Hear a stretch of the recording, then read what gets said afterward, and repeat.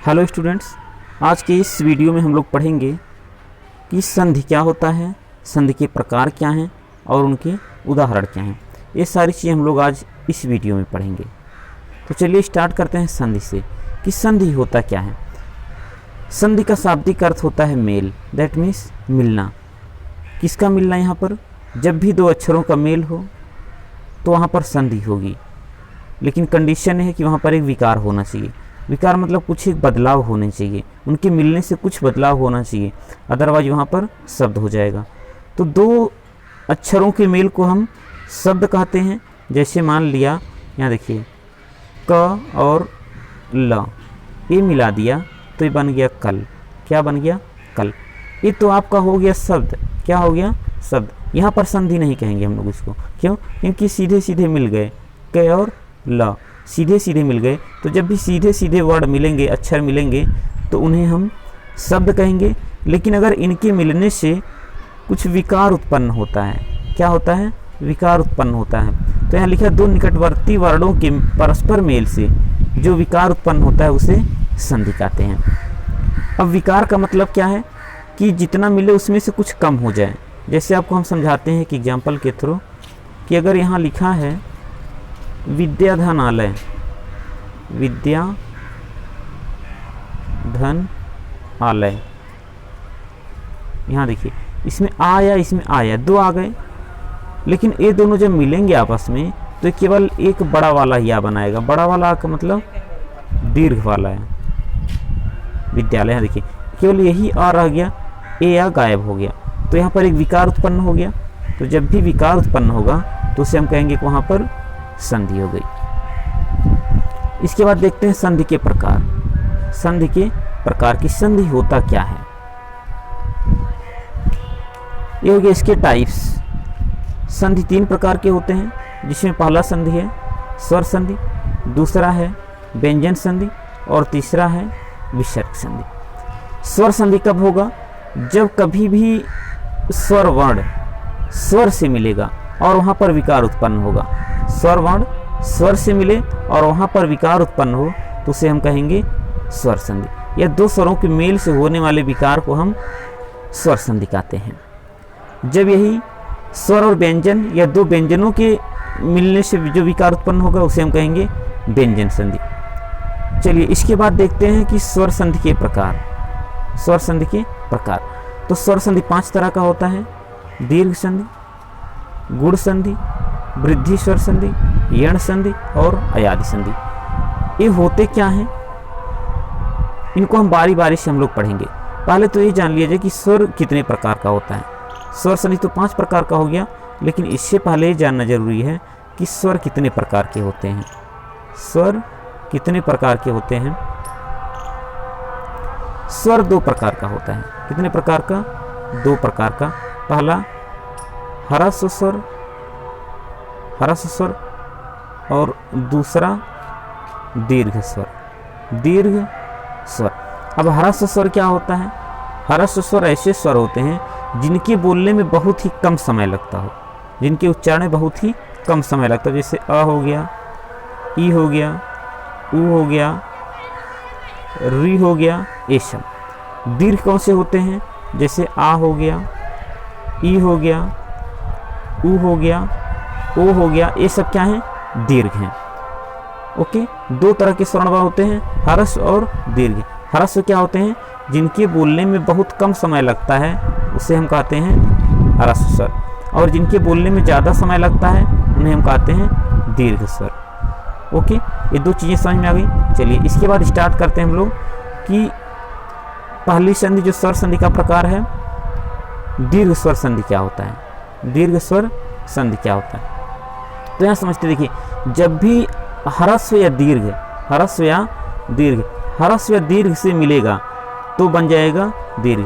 That means यहाँ संधि की बात की जा रही है, तो जब मेल की बात की जा रही है कि जब प्रथम पद का अंतिम वर्ण, प्रथम पद का अंतिम वर्ण,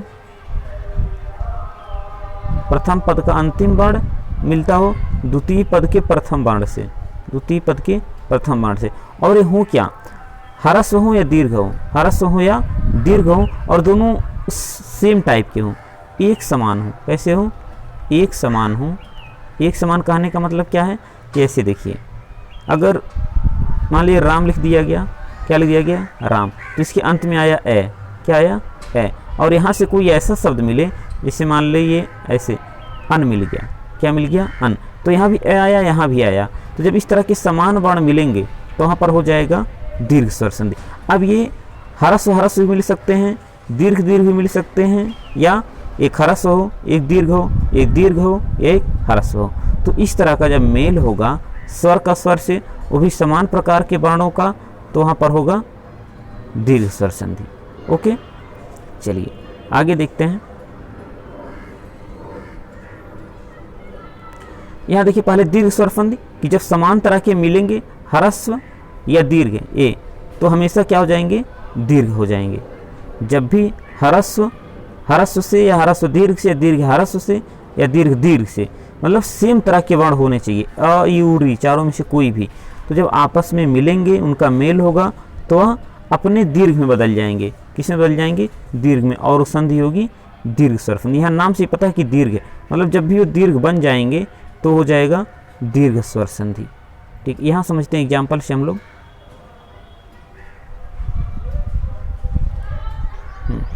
चलिए नेक्स्ट देखते हैं। अब बहुत सारे एग्जाम्पल हैं, जैसे यहाँ देखिए पहला एग्जाम्पल, अगर अ से या मिला, ए यहाँ पर क्या है ह्रस्व है, ए क्या है ह्रस्व है, ये भी क्या है ह्रस्व है, ये दोनों मिलकर के यहाँ देखिए दीर्घ बना दिए, अपने में ही सेम तरह के मिले, ए अ से तो आ बन गया। इसके बहुत सारे उदाहरण आपको देखने को मिलेंगे, जैसे यहाँ देखिए स्वधन अर्थ हो गया स्वार्थ, परम धन अणु हो गया परमाणु, शस्त्र धन अस्त्र हो गया शास्त्रार्थ, परम धन अर्थ परमार्थ, शास्त्र धन अर्थ शास्त्रार्थ, वीर धन अंगना वीरांगना, वेद धन अंत वेदांत। इस तरह से जब भी अ से अ मिला तो बदला किसमें दीर्घ में, इसका नाम ही है दीर्घ संधि। तो किस में बदलेगा अपने से दीर्घ में बदल जाएगा। कौन, जो चार अक्षर हैं अ आ ई उ और री, ये चारों। नेक्स्ट इसके बाद दूसरा एग्जाम्पल देखते हैं हम लोग। अ और आ एक स्वर एक ह्रस्व दूसरे दीर्घ से मिला तो भी क्या बना दीर्घ, मतलब ह्रस्व और दीर्घ मिलेंगे तो भी दीर्घ बनेगा, दीर्घ मिलेंगे तो भी दीर्घ बनेगा। ओके, और भी बहुत सारे एग्जाम्पल, जैसे सत्यधनाग्रह सत्याग्रह, सैधनाकार साकार। ये देखिए आ और ए मिल रहा है, विद्याधन अर्थी, ये हो गया विद्यार्थी, परीक्षा धन अर्थी परीक्षार्थी। ये बनते कैसे हैं समझाते हैं आप लोगों को। मान लीजिए परीक्षार्थी है, क्या है परीक्षार्थी, ऐसे यहाँ लिखा हमने परीक्षा धन अर्थी, परीक्षा धन अर्थी। यहाँ पर आ है और ये अ है, तो इसका आ और इसका अ, ये दोनों मिलके बड़ा वाला आ बनाएगा। तो यहाँ पर होगा क्या, देखिए ये परीक्षा धनार्थी था, तो यहाँ पर हो गया परीक्ष, और ये दोनों मिल करके आ हो गया परीक्षा, और यहाँ बचा क्या रथी, तो इसी में हो गया रथी, ये हो गया परीक्षार्थी। ओके, इस तरह से। तो जब भी स्वर आपस में मिलेंगे वो भी कैसे समान तरह के वर्ण, अ से आ, ई से ई, उ से उ, तो यहाँ पर होगा दीर्घ स्वर संधि। ओके, चलिए और भी एग्जाम्पल है ई से ई मिलने का, ये भी दीर्घ में ही हुआ क्योंकि उसी तरह के वर्ण मिल रहे हैं, सेम तरह के वर्ण मिल रहे हैं। यहाँ देखिए ई से ई मिलेगा, ई से ई मिलेगा, मतलब दीर्घ से ह्रस्व मिलेगा तो भी दीर्घ ही होगा। ये बहुत सारे एग्जाम्पल आप लोग देख सकते हैं। अभिधन इष्ट अभिष्ट, सिति धन इंद्र सितेंद्र, पति धन इच्छा पतिच्छा, पत्नी धन इच्छा पत्नीच्छा। इस तरह से आप लोगों के ये सारे हो जाएंगे। उ में अगर देखा जाए, यहाँ देखिए भूधन उष्मा, भूधन उष्मा, यहाँ पर क्या है बड़ा उ की मात्रा है, इसमें छोटा उ की मात्रा है, और ये दोनों मिल करके क्या बना देंगे बड़ा उ की मात्रा, मतलब ये उ गायब हो जाएगा, ये बन जाएगा भूष्मा।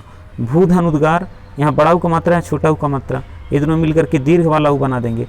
तो ये हो गया हमारा दीर्घ स्वर संधि। दीर्घ स्वर संधि होता क्या है, जब भी समान तरह के वर्ण, कौन से वर्ण, आ ई उ री, आ ई उ री, ये चार वर्ण अगर आपस में मिलते हैं अपने ही वर्ण से तो अपने दीर्घ में बदल जाते हैं, और ये होता है दीर्घ स्वर संधि।